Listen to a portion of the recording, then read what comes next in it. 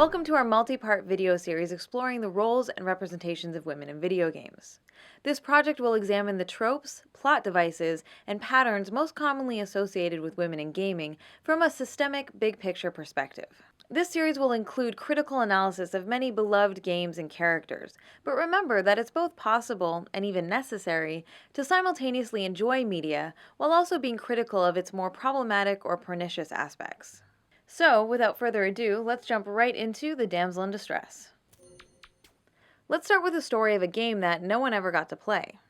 Back in 1999, game developer Rare was hard at work on a new original title for the Nintendo 64 called Dinosaur Planet. The game was to star a 16-year-old hero named Crystal as one of two playable protagonists. She was tasked with traveling through time, fighting prehistoric monsters with her magical staff, and saving the world.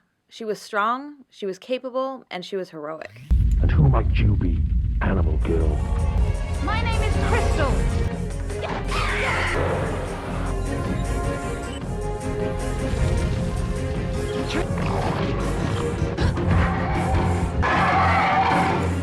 Pretty cool, right? Well, it would have been, except the game never got released. As development on the project neared completion, legendary game designer Shigeru Miyamoto joked about how he thought it should be the third installment in his Star Fox franchise instead. Over the next 2 years, he and Nintendo did just that. They rewrote and redesigned the game and released it as Star Fox Adventures for the GameCube in 2002.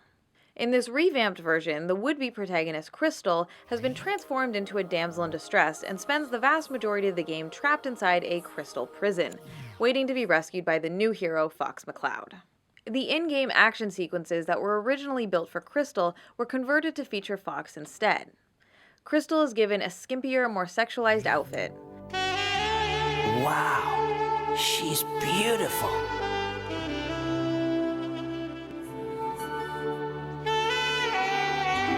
What am I doing?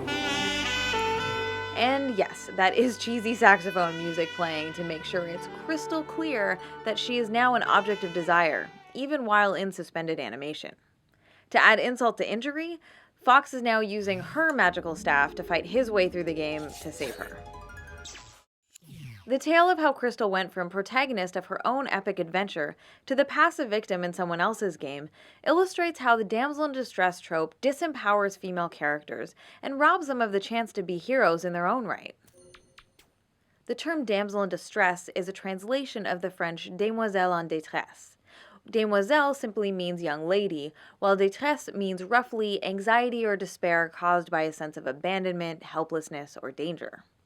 As a trope, the damsel in distress is a plot device in which a female character is placed in a perilous situation from which she cannot escape on her own and must be rescued by a male character, usually providing the core incentive or motivation for the protagonist's quest. In video games, this is most often accomplished via kidnapping, but it can also take the form of petrification or demon possession, for example. Traditionally, the woman in distress is a family member or love interest of the hero. Princesses, wives, girlfriends, and sisters are all commonly used to fill the role. Of course, the damsel in distress predates the invention of video games by several thousand years. The trope can be traced back to ancient Greek mythology with the tale of Perseus. According to the myth, Andromeda is about to be devoured by a sea monster after being chained naked to a rock as human sacrifice. Perseus slays the beast, rescues the princess, and then claims her as his wife. In the Middle Ages, the damsel in distress was a common feature in many medieval songs, legends, and fairy tales. The saving of a defenseless woman was often portrayed as the raison d'être, or reason for existence, in romance tales and poems of the era, involving a knight-errant, the wandering knight adventuring to prove his chivalry, prowess, and virtue. At the turn of the 20th century, victimized young women became the cliché of choice for the nascent American film industry, as it provided an easy and sensational plot device for the silver screen. A famous early example is the 1913 Keystone Cops short Barney Oldfield's Race for a Life, which features the now iconic scene of a woman being tied to the railroad tracks by an evil, mustache-twirling villain. Around the same time, the motif of a giant monkey carrying away a screaming woman began to gain widespread popularity in media of all kinds. Notably, Tarzan's love interest, Jane, is captured by a brutish primate in Edgar Rice Burroughs' 1912 pulp adventure, Tarzan and the Apes. In 1930, Walt Disney used this meme in an early Mickey Mouse cartoon called The Gorilla Mystery. The imagery was even exploited by the US military in this recruitment poster for World War I. But it was in 1933 that two things happened, which 50 years later would set the stage for the damsel in distress trope to become a foundational element in video games as a medium. First, Paramount Pictures introduced their animated series Popeye the Sailor to cinema audiences. The formula for most shorts would involve Popeye rescuing a kidnapped olive oil. Second, in March of that year, RKO Pictures releases its groundbreaking hit film King Kong, in which a giant ape abducts a young woman and is eventually killed while trying to keep possession of her. Fast forward to 1981, when a Japanese company named Nintendo entrusted a young designer named Shigeru Miyamoto with the task of creating a new arcade game for the American market. Originally, the project was conceived of as a game starring Popeye the Sailor. But when Nintendo wasn't able to secure the rights, Miyamoto created his own characters to fill the void, heavily influenced by the movie King Kong. The game's hero Jumpman was tasked with rescuing a damsel named the Lady after she's carried off by a giant ape. In later versions, she's renamed Pauline. Although Donkey Kong is perhaps the most famous early arcade game to feature the damsel in distress, it wasn't the first time Miyamoto employed the trope. 2 years earlier, he had a hand in designing a 1979 arcade game called Sheriff. In it, a vague female-shaped collection of pixels, referred to as the Beauty, must be rescued from a pack of bandits. The hero is then rewarded with a smooch of victory for his bravery in the end.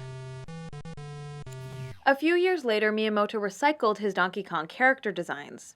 Pauline became the template for a new damsel named Princess Toadstool, and Jumpman became a certain very famous plumber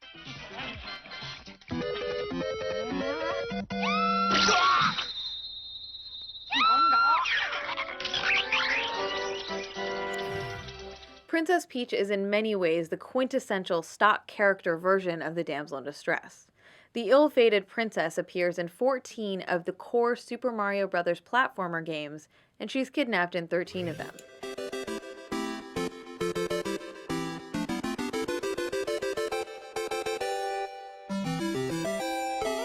The North American release of Super Mario Bros. 2 in 1988 remains the only game in the core series in which Peach is not kidnapped, and also the only game in which she's a playable character. Though it should be noted, it wasn't originally created to be a Mario game at all. The game was originally released in Japan under a completely different title called Yumi Kojo Doki Doki Panic, which roughly translates to Dream Factory Heart-Pounding Panic.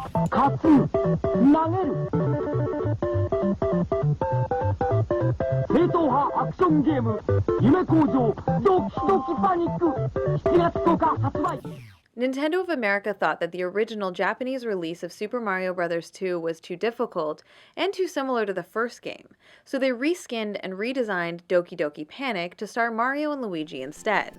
However, the Japanese game already had 4 playable characters,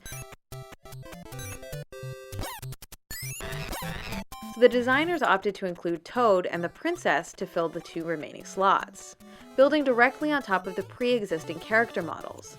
So really, if we're honest, Peach is kinda accidentally playable in this one. Still, she had the awesome ability to float for short distances, which came in really handy, especially in the ice levels. Sadly, Peach has never been a playable character again in the main franchise.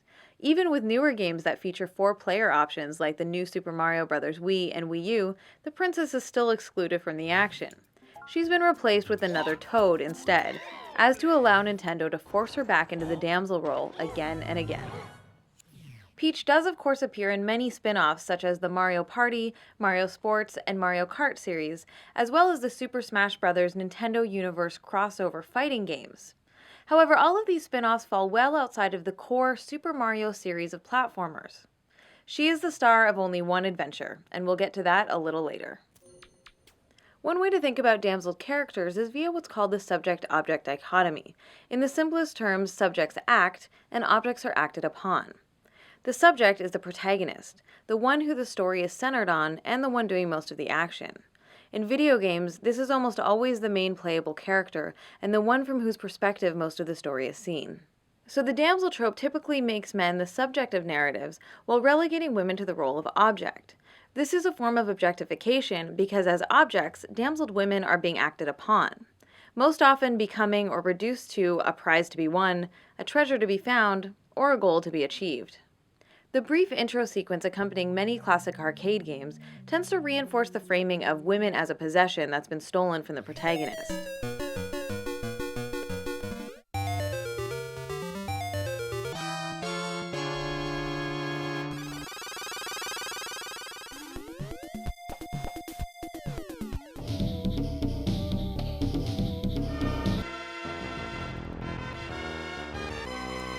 The hero's fight to retrieve his stolen property then provides the lazy justification for the actual gameplay.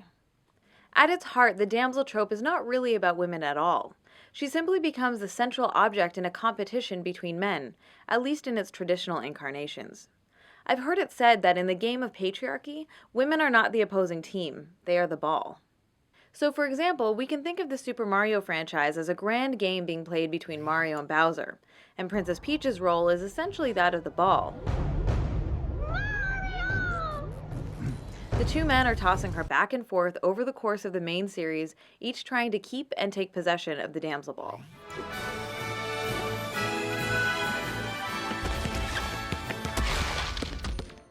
Even though Nintendo certainly didn't invent the damsel in distress, the popularity of their Save the Princess formula essentially set the standard for the industry.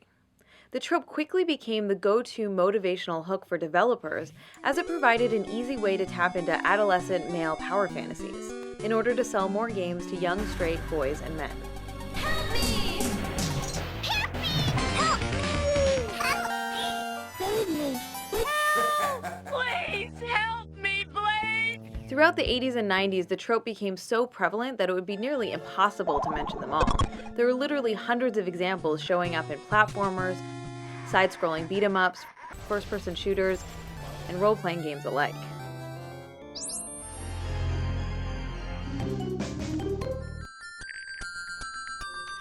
Let's take a quick moment to clear up some common misconceptions about this trope. As a plot device, the damsel in distress is often grouped with other separate tropes, including the designated victim, the heroic rescue, and the smooch of victory. However, it's important to remember that these associated conventions are not necessarily a part of the damsel in distress trope itself. So the woman in question may or may not play the victim role for the entire game or series, while our brave hero may or may not be successful in his rescue attempt. All that is really required to fulfill the damsel in distress trope is for a female character to be reduced to a state of helplessness from which she requires rescuing by a typically male hero for the benefit of his story arc. This brings us to the other famous Nintendo princess. In 1986, Shigeru Miyamoto doubled down on his damsel in distress formula with the NES release of The Legend of Zelda. This was the first in what would become one of the most beloved action-adventure game franchises of all time. The Legend of Zelda continues. Find the crystals. Rescue the princess. Zelda 2, The Adventure of Link on Nintendo. Now you're playing with power. Over the course of more than a dozen games spanning a quarter century, all of the incarnations of Princess Zelda have been kidnapped, cursed, possessed, turned to stone, or otherwise disempowered at some point.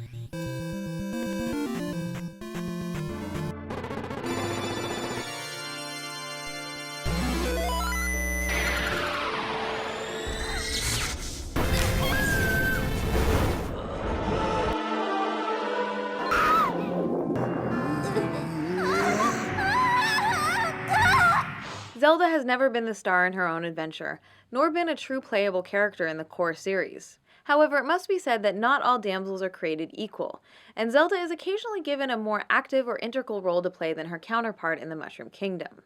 Unlike Peach, Zelda is not completely defined by her role as Ganondorf's perpetual kidnap victim, and in a few later games, she even rides the line between damsel and sidekick. Remember, the damsel in distress's plot device is something that happens to a female character, and not necessarily something a character is from start to finish. Once in a while, she might be given the opportunity to have a slightly more active role in facilitating the hero's quest, typically by opening doors, giving hints, power-ups, and other helpful items. I call this variant on the theme the helpful damsel. Indeed, Zelda is at her best when she takes the form of Sheik in Ocarina of Time and Tetra in The Wind Waker. In Ocarina of Time, Zelda avoids capture for the first 3/4 of the game. Disguised as Sheik, she is a helpful and active participant in the adventure, and she's shown to be more than capable. However, as soon as she transforms back into her more stereotypically feminine form of Princess Zelda, she's captured within 3 minutes. Literally 3 minutes. I timed it. Her rescue then becomes central to the end of Link's quest. Similarly, in The Wind Waker, Tetra is a feisty and impressive young pirate captain. But as soon as she's revealed to be and transformed into her more stereotypically feminine form of Princess Zelda, she's told that she's no longer allowed to accompany Link on the adventure because it's suddenly too dangerous for her. She's ordered to wait in the castle, which she does until she's eventually kidnapped, while waiting obediently in the same spot. It is noteworthy that in the very last stage of the boss battle, she does help Link fight Ganondorf for a few brief minutes, which is a refreshing change. However, the next time Tetra's incarnation appears in 2007's The Phantom Hourglass, she's kidnapped immediately during the intro. Later, she's turned to stone and then kidnapped for a second time. It's disappointing that even with her moments of heroism, Zelda is still damseled. She is removed from the action, pushed aside, and made helpless at least once in every game she appears in.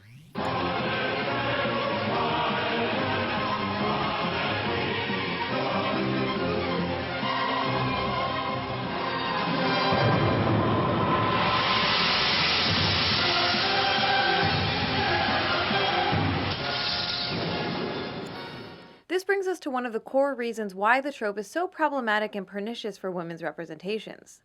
The damsel in distress is not just a synonym for weak. Instead, it works by ripping away the power from female characters, even helpful or seemingly capable ones. No matter what we're told about their magical abilities, skills, or strengths, they're still ultimately captured or otherwise incapacitated and then must wait for rescue. Distilled down to its essence, the plot device works by trading the disempowerment of female characters for the empowerment of male characters.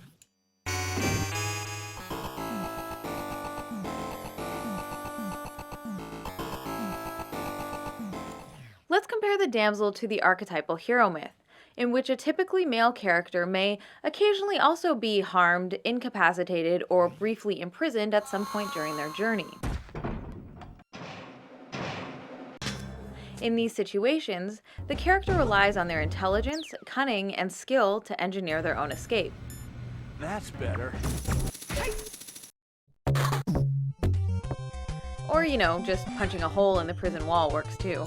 The point is, they're ultimately able to gain back their own freedom. In fact, that process of overcoming the ordeal is an important step in the protagonist's transformation into a heroic figure. A damseled woman, on the other hand, is shown as incapable of escaping the predicament on her own, and then must wait for a savior to come and do it for her.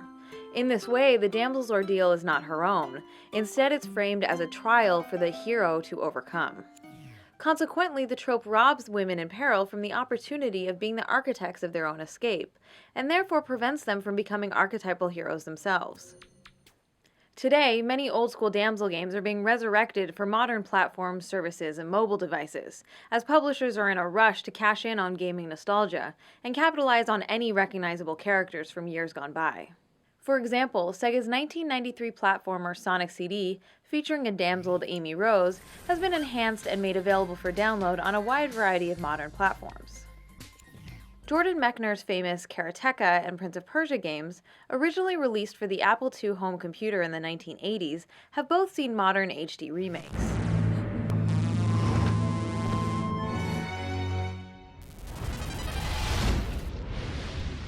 And the 1983 animated Laserdisc game Dragon's Lair, with ditzy Princess Daphne, has been ported to just about every system imaginable.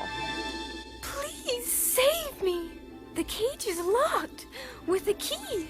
The dragon keeps it around his neck. To slay the dragon, use the magic sword.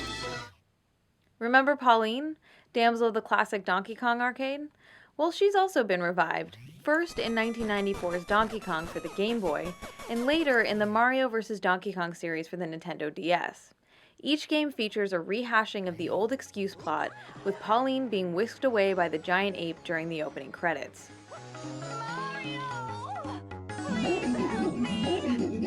The now iconic opening seconds of the 1987 beat-em-up arcade game Double Dragon has Marion being punched in the stomach, thrown over the shoulder of a thug, and carried away. In several versions, her panties are clearly shown to the player while she's being abducted. The game has been remade, re-released, and ported to dozens of systems over the past 25 years, ensuring that Marion will be battered and damseled for each new generation to enjoy. Most recently, Double Dragon Neon in 2012 reintroduced new gamers to this regressive crap yet again, this time in full HD.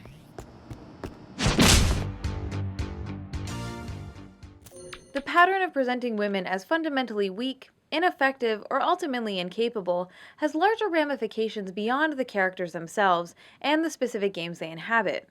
We have to remember that these games don't exist in a vacuum. They are an increasingly important and influential part of our larger social and cultural ecosystem. The reality is, this trope is being used in a real-world context where backward sexist attitudes are already rampant. It's a sad fact that a large percentage of the world's population still clings to the deeply sexist belief that women as a group need to be sheltered, protected, and taken care of by men.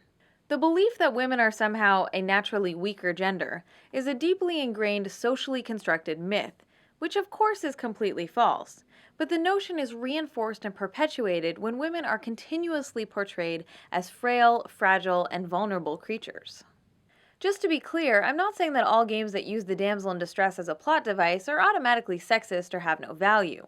But it's undeniable that popular culture is a powerful influence in our lives, and the damsel in distress trope as a recurring trend does help to normalize extremely toxic, patronizing, and paternalistic attitudes about women.